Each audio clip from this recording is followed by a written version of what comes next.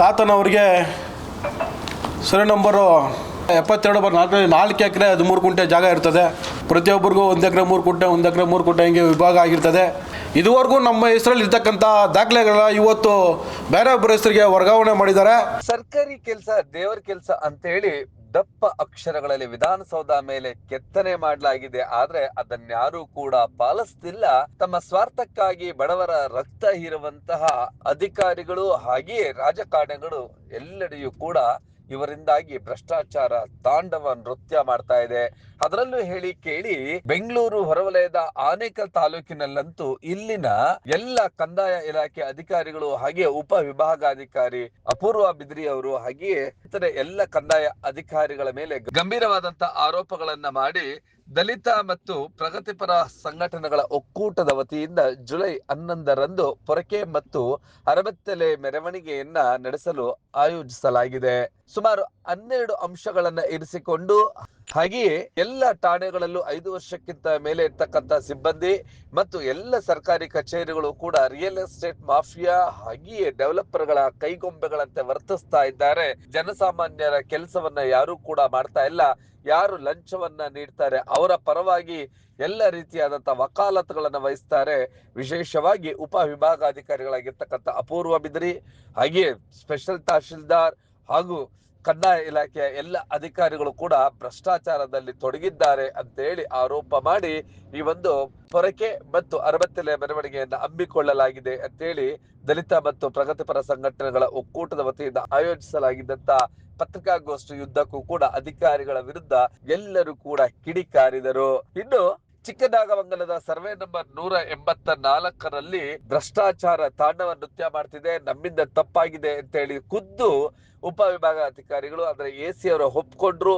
ಒಂದು ಕಡೆ ಮಗುವಿನ ಚೂಡ್ದಂಗೂ ಇರಬೇಕು, ತೊಟ್ಲು ತೂಗದಾಗೂ ಇರಬೇಕು ಅನ್ನುವಂತಹ ತಂತ್ರವನ್ನ ಬಳಸಿ ಇಲ್ಲಿ ಸಂಪೂರ್ಣವಾಗಿ ಬಡವರಿಗೆ ಮೋಸ ಮಾಡಲಾಗಿದೆ ಅಂತ ಹೇಳಿ ಗಂಭೀರವಾದಂತಹ ಆರೋಪವನ್ನ ಹಾಗೂ ಇಲ್ಲಿ ಯಾವ ರೀತಿಯಾಗಿ ಭ್ರಷ್ಟಾಚಾರ ನಡೀತಿದೆ ಅನ್ನೋದನ್ನ ಎಳೆಯಾಗಿ ಶಾಂತಿಪುರ ಗ್ರಾಮ ಪಂಚಾಯಿತಿಯ ಮಾಜಿ ಅಧ್ಯಕ್ಷರಾದಂತಹ ವೆಂಕಟೇಶ್ ಗುರೂರವರು ಗಂಭೀರ ಆರೋಪ ಮಾಡಿದ್ದಾರೆ. ಈ ಪ್ರತಿಭಟನೆಯ ವಿವರಣೆಗಳನ್ನು ಕೂಡ ಹಂಚಿಕೊಂಡಿದ್ದಾರೆ. ಹಾಗೆಲ್ಲ ಪತ್ರಿಕಾಗೋಷ್ಠಿಯ ದೃಶ್ಯಗಳನ್ನು ನೋಡ್ತಾ ವೆಂಕಟೇಶ್ ಗುರೂರವರು 11ರಂದು ನಡೆಯುವ ಪ್ರತಿಭಟನೆಯ ಬಗ್ಗೆ ಮಾಧ್ಯಮಗಳನ್ನು ಉದ್ದೇಶಿಸಿ ಮಾತನಾಡಿ ವಿವರಣೆಯನ್ನು ನೀಡಿದ್ದು ಹೀಗೆ. ಪ್ರಗತಿಪರ ಸಂಘಟನೆಗಳ ಒಕ್ಕೂಟದ ವತಿಯಿಂದ ನಡೆಯುವಂತಹ ಬೃಹತ್ ಪೊರಕೆ ಮತ್ತು ಅರಬತ್ತಲೆ ಪ್ರತಿಭಟನೆ ಅಂಗವಾಗಿ ವಿಚಾರದಲ್ಲಿ 12 ವಿಚಾರಗಳಿದ್ದಾವೆ. ಈ 12 ವಿಚಾರಗಳಲ್ಲಿ ನಂದು ಒಂದು ಸಬ್ಜೆಕ್ಟ್ ಇದೆ. ಏನಪ್ಪ ಅಂದರೆ ನಮ್ಮದು ಚಿಕ್ಕನಾಗಮಂಗಲ ಗ್ರಾಮ. ನಮ್ಮ ತಾತನವ್ರಿಗೆ ಸರ್ವೆ ನಂಬರು 72/4 ಎಕರೆ 13 ಗುಂಟೆ ಜಾಗ ಇರ್ತದೆ.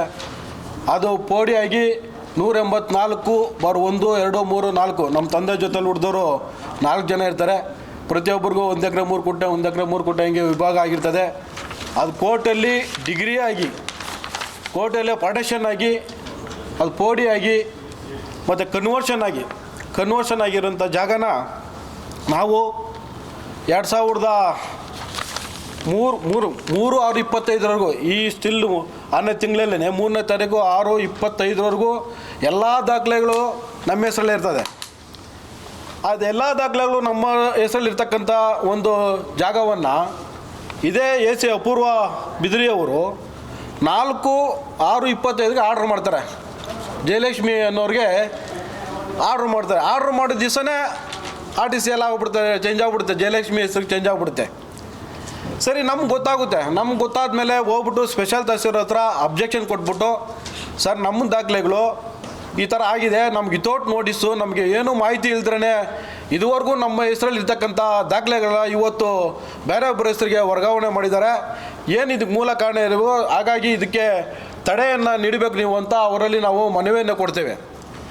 ಮನವಿಯನ್ನು ಕೊಟ್ಟಿದ ತಕ್ಷಣ ಇವರು AC ಅವರು ಕರ್ಸ್ಕೊಂಡು ಅದನ್ನು ಮತ್ತೆ ನಮಗೆ 13/6-25 ನಮ್ಗೆ ರಿಟರ್ನ್ ಮಾಡ್ತಾರೆ. ನನಗೆ ಗೊತ್ತಿರಲಿಲ್ಲ, ಕನ್ವರ್ಷನ್ ಆಗಿರೋ ಜಾಗ ಅಂತ ಗೊತ್ತಿರಲಿಲ್ಲ, ನಾನು ತಪ್ಪು ಮಾಡಿದ್ದೀನಿ ಅಂಥೇಳಿ ನಮ್ಮನ್ನು ಕರ್ಸ್ಕೊಂಡು ನನ್ನ ಕಡೆಯಿಂದ ತಪ್ಪಾಗಿದೆ ಅಶ್ವಿನಿ ಅಂದ್ಬಿಟ್ಟು ಕೇಸ್ ವರ್ಕ ಇದ್ದಾಳೆ, ಅವಳು ನಾನು ಮಿಸ್ಗೈಡ್ ಮಾಡಿಬಿಟ್ಲು, ಹಾಗಾಗಿ ನನ್ನ ಬಗ್ಗೆ ನಾನು ತಪ್ಪಾಗಿದೆ, ನಾನು ಸರ್ ಮಾಡಿಕೊಡ್ತೀನಿ ಅಂದ್ಬಿಟ್ಟು 13ನೇ ತಾರೀಕಿಗೆ ಮತ್ತೆ ನಮ್ಮ ಹೆಸರಿಗೆ ಆರ್ಡ್ರ್ ಮಾಡಿ ಸರ್ಟಿಫಿಕೇಟ್ ಕಾಪಿ ಕೊಡ್ತಾರೆ. ಆ ಸರ್ಟಿಫಿಕೇಟ್ ಕಾಪಿ ತಗೊಂಬಂದು ಮತ್ತೆ ಇಲ್ಲಿಗೆ ಸ್ಪೆಷಲ್ ಹತ್ರ ಬರ್ತೀರಿ. ಈ ಸ್ಪೆಷಲ್ ಅವರು 11ನೇ ತಾರೀಕು ಒಂದು ಕೇಸ್ ಹಾಕ್ಕೊತಾರೆ, ಆರ್ ಆರ್ ಟಿ ಕೇಸ್ ಹಾಕ್ಕೊತಾರೆ. ಆರ್ ಆರ್ ಟಿ ಕೇಸ್ ಹಾಕ್ಕೊಂಡು ನಮಗೆ ಮತ್ತೆ ಅವರು ಆರ್ಡ್ರ್ ಮಾಡ್ತಾರೆ ಮಾಡಬೇಕಂತ. ಆರ್ಡ್ರ್ ಮಾಡಿದಾದ್ಮೇಲೆ 2 ದಿವಸ ರಜೆ ಹಾಕ್ಬಿಡ್ತಾರೆ, ಬರೋದೇ ಇಲ್ಲ. ಅವ್ರಿಗೆ 3ನೇ ತಾರೀಕು ಮಾಡಿದ್ನ 3ನೇ ತಾರೀಕೇನೇ ಆಡಿಸಿ ಮಾಡ್ತಾರೆ. ನಮಗೆ ಇವರು ಕೇಸ್ ತಗೊಂಡು ಆರ್ ಆರ್ ಟಿ ಕೇಸ್ ತಗೊಂಡು ಎ ಸಿ ಆರ್ಡ್ರ್ ಮಾಡಿದ್ರ ಮೇಲೆ ಕೇಸ್ ತಗೊಂಡು 11ನೇ ತಾರೀಕು ಆರ್ಡ್ರ್ ಮಾಡಿ ಬರೀತಾರೆ ಮಾಡಬೇಕಂತ. ಮಾಡಿದಾದ್ಮೇಲೆ ಮತ್ತೆ ಕೇಸ್ 2 ದಿವಸ ರಜೆ ಹಾಕ್ಬಿಡ್ತಾರೆ. ಇವರು ಇಬ್ಬರೂ ಮಿಂಗಲ್ಲಾಗಿ ಎ ಸಿ ಮೇಡಮು ಮತ್ತು ಇವರು ಸ್ಪೆಷಲ್ ತಹಸೀಲ್ದಾರು ಇಬ್ಬರೂ ಮಾತುಕತೆ ಮಾಡಿಕೊಂಡು ಇದನ್ನು ನಮಗೆ ಏನೇ ಆರ್ ಟಿ ಸಿ ಮತ್ತೆ ಚೇಂಜ್ ಮಾಡಿದ್ರೇ ಅವ್ರಿಗೆ ಕಾಲಾವಕಾಶ ಕೊಟ್ಟು ಮತ್ತೆ ಅವರು ಹೈಕೋರ್ಟಲ್ಲಿ ಹೋಗಿ ತಡೆಯಾಜ್ಞೆನ ತಗೊಂಡ್ಬರ್ತಾರೆ. ಅಲ್ಲಿವರೆಗೂ ಇವರು ಡ್ರಾಮಾ ಆಡ್ಕೊಂಡಿರ್ತಾರೆ ಇವರಿಬ್ರು. ಇದರಲ್ಲಿ ಅಶ್ವಿನಿ ಅವರು ಪಾತ್ರ ಎಷ್ಟಿದೆಯೋ ಎ ಸಿ ಆಫೀಸಲ್ಲಿ ಇರ್ತಕ್ಕಂಥ ಕೇಸ್ ವರ್ಕರು, ಇಲ್ಲಿ ಕಂಪ್ಯೂಟ್ರ್ ಮಂಜು ಅನ್ನೋ ಒಬ್ಬ ಹುಡುಗ ಇರ್ತಾನೆ. ನಾನು ಫೋನ್ ಯಾಕೆ ಹಿಂಗೆ ಆಗಿದೆ ಅಂದ್ಬಿಟ್ಟು ಫೋನ್ ಮಾಡಿ ಕೇಳ್ತೀನಿ ನಾನು ಮೇಡಮ್ ಅವ್ರಿಗೆ, ಹೇಗೆ ಮೇಡಮ್ ಅವರ ಈ ಥರ ಆಗಿದೆ ಅಂದ್ಬಿಟ್ಟು. ನನ್ನ ಫೋನಲ್ಲಿ ಕಾನ್ಫರೆನ್ಸಲ್ಲಿ ಇಬ್ಬರು ಕಿತ್ಲಾಡ್ತಾರೆ, ಯಾರು ಸ್ಪೆಷಲ್ ತಹಸೀಲ್ದಾರು ಮತ್ತು ಎ ಸಿ ಅವರು. ನನ್ನ ತಪ್ಪಿಲ್ಲ ಅಂತ. ಸ್ಪೆಷಲ್ ತಹಸೀಲ್ದಾರು ಹೇಳ್ತಾ ಇದ್ದಾರೆ, ಮೇಡಮ್ ಅವರ ಇವಾಗೂ ಮಾಡ್ಬೋದು ನೀವು ಮಾಡಿ ಅಂತ. ನಾನು ಹೆಂಗ್ರಿ ಮಾಡೋದು ಈ ಥರ ಇದಾಗಿದೆ ಅಂತ ಹೇಳ್ತಾರೆ. ನೀವು ಮಾಡ್ಬೋದು ಮಾಡಿ, ನನ್ನ ಮೇಲೆ ಯಾಕೆ ಒತ್ತಾಗ್ತಿದ್ದೀರಿ ಅಂತ ಸ್ಪೆಷಲ್ ತಹಸೀಲ್ದಾರು ನನ್ನ ಮುಂದೆ ಕೇಳ್ತಾ ಇದ್ದಾರೆ. ನೀನು ಯಾಕೆ ಮಾಡಿದೆ, ನನಗೆ ಬಡ್ದಾಕ್ಬೇಕಾಯ್ತಲ್ಲ ನೀನೇ ಒಂದು ಆರ್ಡ್ರ್ ಮೇಲೆ ಹೆಂಗೆ ನೀನು ಎಂಟ್ರಿ ಮಾಡಿದೆ, ಸ್ಟೇನ ಹೆಂಗೆ ಎಂಟ್ರಿ ಮಾಡಿದೆ ನೀನು ಅಂತ ಅಯ್ಯಮ್ಮ ಇವ್ರು ಪ್ರಶ್ನೆ ಮಾಡ್ತಾರೆ. ಇವರಿಬ್ಬರು ಇದು ಮಾಡ್ಕೊಂಡಿರ್ತಾರೆ. ನನಗೆ ಗೊತ್ತೇ ಇಲ್ಲ ಅಂತ ಹೇಳ್ತಾರೆ. ಯಾರೋ ಸ್ಪೆಷಲ್ ಅವರು ಕೇಳಿದ್ದಕ್ಕೆ ನನಗೇನು ಒಂದು 20-30 ಫೈಲ್ ಇಟ್ಬಿಟ್ರು, ನಾನು ಸೈನ್ ಹಾಕ್ಬಿಟ್ಟೆ ಅಂತ ಹೇಳ್ತಾರೆ. ಅದೇ ಮಂಜುನಾಥ್ ಕೇಸವ್ರಿಗೆ ಇಲ್ಲಿ ಕಂಪ್ಯೂಟರ್ ಹುಡುಗ ಇದ್ದಾನೆ. ಏನಪ್ಪ ಈ ಥರ ಮಾಡಿದೆ ಅಂತ ಕೇಳಿದೆ. ಅಣ್ಣ ನಾನು ಎಲ್ಲ ಹೇಳಿರೋದು, ಅವರು ಖುದ್ದಾಗಿ ಎಲ್ಲ ಗೊತ್ತಣ್ಣ, ಅವ್ರಿಗೆ ಗೊತ್ತಿದ್ದೆ ಅವ್ರು ತಪ್ಸ್ಕೊಂಡೋಗಿದ್ದಣ್ಣ, ನಾನೆಲ್ಲ ಮಾಹಿತಿ ಕೊಟ್ಟೆ, ಅವ್ರ ಹತ್ರ ಸೈನ್ ಹಾಕಿರೋದು ಅಂತ ಆ ಮಂಜುನಾಥ ಹೇಳ್ತಾನೆ ಖುದ್ದಾಗಿ. ಈ 4 ಜನ ಸೇರಿ ನಾವು ಕನ್ವರ್ಷನ್ ಆಗಿರೋಂಥ ಜಾಗನ ಇಷ್ಟೆಲ್ಲ ಇದು ಮಾಡಿಕೊಂಡು ನಮ್ಗೆ ಹೇಳಿ ಪ್ರತಿಯೊಂದೂ ನಮಗೆ ನೋಟಿಸ್, ನಮಗೇನು ಬೇಜಾರಂದರೆ ನಮ್ಮ ಜಾಗ ನಮಗೆ ಮಾಹಿತಿ ಇಳಿದ್ರೇ ವಿತೌಟ್ ನೋಟಿಸ್ ಇಲ್ದ್ರೆ ನೀವೆಲ್ಲ ಆರ್ಡರ್ಗಳು ಮಾಡಿ ಇಷ್ಟೆಲ್ಲ ನಮಗೆ ತೊಂದರೆ ಕೊಟ್ಟಂತಾರನ್ನ ಇದೇ ಎ ಸಿ ಅವರು ಅಪೂರ್ವ ಬಿದಿಯವ್ರನ್ನ ಈ ಕೂಡ ನಾನು ಸರ್ಕಾರಕ್ಕೆ ಮನವಿ ಮಾಡ್ಕೊತೀನಿ. ಈ ಕೂಡಲೇ ಸೇವೆಯಿಂದ ವಜಾ ಮಾಡಿ ನಮಗೆ ನ್ಯಾಯವನ್ನು ದೊರಸ್ಕೊಡೋವರೆಗೂ ನಾವು ಇಂದು ಪ್ರತಿಭಟನೆಯನ್ನು ಮುಂದುವರಿಸ್ತೀವಿ.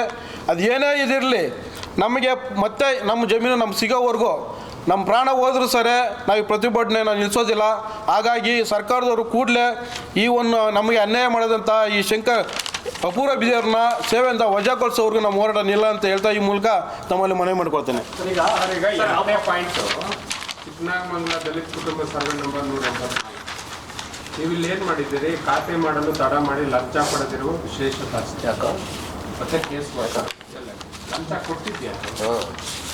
ಈ ಸಂಬಂಧಪಟ್ಟ ದಾಖಲಾತಿದೆ ಸರ್. ಈಗ ಎ ಸಿ ಮೇಲೆ ಅಷ್ಟೊಂದು ಆರೋಪ ಮಾಡಿದ್ದಾರೆ. 40 ಲಕ್ಷ ಫಿಕ್ಸ್ ಮಾಡಿದ್ದಾರೆ, 30 ಲಕ್ಷ ಫಿಕ್ಸ್ ಮಾಡಿದ್ದಾರೆ, ಎ ಸಿ ದುಡ್ಡು ತಗೊಂತಾರೆ, ತಹಸೀಲ್ದಾರ್ ದುಡ್ಡು ತಗೊಂತಾರೆ. ನಿಮ್ಮ ಹತ್ರ ಯಾವುದೋ ಸಾಕ್ಷಿ ಇದೆಯಾ ಸರ್? ಅವ್ರ ಮೇಲೆ ಆರೋಪ ಮಾಡೋಕ್ಕೆ ಮುಂಚೆ ಸಾಕ್ಷಿ ವಿಡಿಯೋ ಇರ್ಬೋದು, ಆಡಿಯೋ ಇರ್ಬೋದು. ಈಗ ನನ್ನ ಹತ್ರ ಇಲಾಖೆಗೆ ಬರ್ಬೇಕಂತಂದ್ರೆ ಶಾಸಕರು ಇರ್ತಾರೆ, ಶಾಸಕರು ಗೊತ್ತಿದ್ದೀರಾ ಇಲ್ಲ ಇಲಾಖೆಗಳು ಬರ್ತಿದ್ದಾರಾ, ಪೊಲೀಸ್ ಇಲಾಖೆಗೆ ಬರ್ತಿದ್ದಾರಾ, ಕಂದಾಯ ಇಲಾಖೆಗೆ ಬರ್ತಿದ್ದಾರಾ, 28 ಇಲಾಖೆಗೆ ಗೊತ್ತಿದ್ದೇನೆ ಶಾಸಕರು ಗೊತ್ತಿದ್ದೇನೆ ಇಲ್ಲಿ ಬರ್ತಿದ್ದಾರಾ?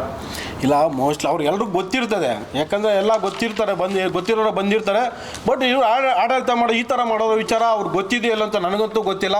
ಬಟ್ ಇವರಂತೂ 100% ನಮ್ಮ ವಿಚಾರದಲ್ಲಿ ಈ 184 ಸಂಬಂಧಪಟ್ಟ ಸರ್ವೆ ನಂಬರ್ ವಿಚಾರದಲ್ಲಿ ಅವ್ರು 100% ತಪ್ಪು ಮಾಡೋರು ನಿಜ. ಯಾಕಂದರೆ ನಾವು ಹೋದಾಗ ಅವ್ರು ಏನು ನಮ್ಗೆ ಮಾತಾಡಿದ್ರು ಅದು ನಮ್ಮ ಹತ್ರ ವಿಡಿಯೋ ಇದೆ. ಅದನ್ನು ಮುಂದೆ ಈಗ ನೆಕ್ಸ್ಟ್ ನಾನು ಮುಂದಿನ ದಿನಗಳಲ್ಲಿ ಅದನ್ನು ನಿಮ್ಮ ಮುಂದೆನೇ ಬಿಡ್ತೀನಿ. ಅದನ್ನು ಕೆಲಸ ಆಗದೆ ಇದ್ರು ಬಿಡ್ತೀರಾ? ಆದ್ರೆ ಯಾರು ಆಗಲಿ ಬಿಡಲಿ ನಿಮ್ಗೆ ಕೊಡ್ತೀನಿ. ಈಗ ಲಂಚ ಕೊಟ್ಟಿರೋದು ಯಾರು, ಈಸ್ಕೊಂಡಿರೋದು ಯಾರು, ಎಷ್ಟು ಬೇರೆಯವರು ಅವರು? ಇದು ನನಗೆ ಗೊತ್ತಿಲ್ಲ. ಅಲ್ಲ, ಇದೇ ಸರ್ವೆ ನಂಬರ್ 184 ನೀವು ಮೆನ್ಷನ್ ಮಾಡಿರೋದು 2ನೇ ಪಾಯಿಂಟ್. ಸರ್, ನಮ್ಗೆ ಲಂಚ ತಗೊಂಡು ಈಗ ನಾನು ಹೇಳೋದು, ಈಗ ನೀವು ಒಂದೇ ದಿವಸ ಆರ್ಡ್ರ್ ಮಾಡಿ ಒಂದೇ ದಿವಸ ಆರ್ಟಿಸ್ ಆಗೋದಂತೆ ನೀವು ಲಂಚ ತಗೊಂಡ್ರೆ ಆರ್ಡ್ರ್ ಮಾಡಿರ್ತೀರಾ ಅನ್ನೋ ಕ್ವಶನ್ ನಮಗೆ. ಅದಕ್ಕೋಸ್ಕರ ಪಾಯಿಂಟ್ ಹಾಕಿದ್ರೆ ಅಷ್ಟೇ. ಏನೂ ಇಲ್ದ್ರೆ ನೀವು ಒಂದೇ ದಿವಸ ಆರ್ಡ್ರ್ ಮಾಡಿ ಒಂದೇ ದಿವಸ ಆರ್ಟಿಸ್ ಆಗುತ್ತೆ. ನಮಗೆ ನೀವು ಆರ್ಡ್ರ್ ಮಾಡ್ತೀರಿ, ವಾರಾನ್ಗಟ್ಲೆ ಮುಂದೆ ತೊಳ್ಕೊಂಡು ಹೋಗ್ತೀರಿ, ನಮ್ಗೆ ಆರ್ಟಿಸಿ ಮಾಡೋಲ್ಲ. ನೀವೇ ಆರ್ಡ್ರ್ ಮಾಡೋದು ನಮಗೂ. ಸರ್, ಈಗ ಎ ಸಿ ಮೇಲೆ ಸಾಕಷ್ಟು ಆರೋಪ ಮಾಡಿ ಕೋಟಿ ಇಸ್ಕೊಂಡಿದ್ದಾರೆ ಸರ್ಜಾಪುರ ಕಡೆ ಜಮೀನು ಮಾಡ್ಕೊಡೋದಕ್ಕೆ ಅಂತ. ಅದರಲ್ಲಿ 40 ಲಕ್ಷ ತೊಗೊಂಡಿದ್ದಾರೆ. ಅದರಲ್ಲಿ ಯಾವ ರೀತಿಯಾದ ಒಂದು ಅವ್ರು ಮಾತಾಡೋಂಥ ಆಡಿಯೋ ಅಥವಾ ವಿಡಿಯೋ ನಿಮ್ಮ ಬಳಿ ಇದೆಯಾ? ಅದನ್ನ ಬಿಡುಗಡೆ ಮಾಡ್ಬೋದಲ್ಲ ಈಗ ನನ್ನ ಹತ್ರ ಇರತಕ್ಕಂಥ ವಿಡಿಯೋ ಅವ್ರು ಏನು ನಮ್ಗೆ ಅನ್ಯಾಯ ಮಾಡಿದ್ರು ಸರಿ ಮಾಡಿಕೊಡ್ತೀನಿ ಅಂತ ನಮ್ಮ ಮುಂದೆನೇ ಹೇಳಿರೋದು. ನಾನು ತಪ್ಪಾಗಿದೆ ನನ್ನ ಕಡೆಯಿಂದ, ನನ್ನ ಮಿಸ್ಗೈಡ್ ಮಾಡಿದ್ದಾಳೆ. ಕೇಸ್ ವರ್ಕರು ಅಶ್ವಿನಿ ಅವರು ಮಿಸ್ಗೈಡ್ ಮಾಡಿ ಅಶ್ವಿನಿ ಅವರು ಮಿಸ್ಗೈಡ್ ಮಾಡಿದರೆ ಅವ್ರ ಗಂಡನ ಕಡೆಯಿಂದ ಬಂದು ಈ ವ್ಯವಹಾರ ಮಾಡಿದ್ದಾರೆ ಅಂತ ಅಯ್ಯಮ್ಮ ಖುದ್ದಾಗಿ ನಮ್ಮ ಹತ್ರ ಹೇಳಿದ್ದಾರೆ. ಸುರೇಶ್ ಪೋರ್ಟರ್ ಸರ್ ಹೇಳ್ತಾ ಇದ್ರು 40 ಲಕ್ಷ ತಗೊಂಡಿದ್ದಾರೆ. ನೀವು ಈ ಕೂಡ ಎಲ್ಲ ನಮ್ಮ ಚಾನಲ್ಗೆ ಸಬ್ಸ್ಕ್ರೈಬ್ ಆಗಿಲ್ಲ ಅಂದರೆ ಸಬ್ಸ್ಕ್ರೈಬ್ ಬಟನನ್ನು ಕ್ಲಿಕ್ ಮಾಡಿ, ಪಕ್ಕದಲ್ಲಿರೋ ಬೆಲ್ ಐಕನನ್ನು ಕ್ಲಿಕ್ ಮಾಡಿ. ನಾವು ಅಪ್ಲೋಡ್ ಮಾಡುವಂತಹ ವೀಡಿಯೋಸ್ ನಿಮಗೆ ನೋಟಿಫಿಕೇಶನ್ ಬರುತ್ತೆ.